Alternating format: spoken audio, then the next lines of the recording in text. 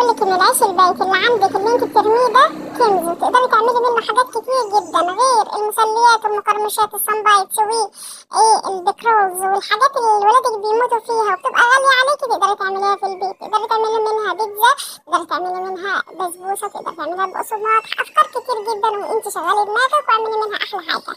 هتجيبي شوية زيت زيتون، تقدري تعملي عليه زيتون بيوري، تقدري تحطي عليه ويبقى بطعم الزيتون، أو بالجبن يبقى بطعم الجبنة.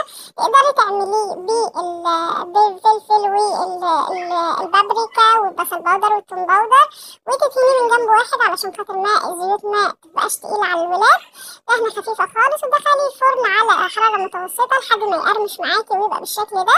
وعندي بقى في اكياس وفي اللانش بوكس، وولادك هياكلوه بطريقه جميله جدا وحاجه مضمونه ومن غير مواد حافظه، وفي نفس الوقت وفرت على نفسك مصاريف كتير وافكار كتير وما رميتيش العيش.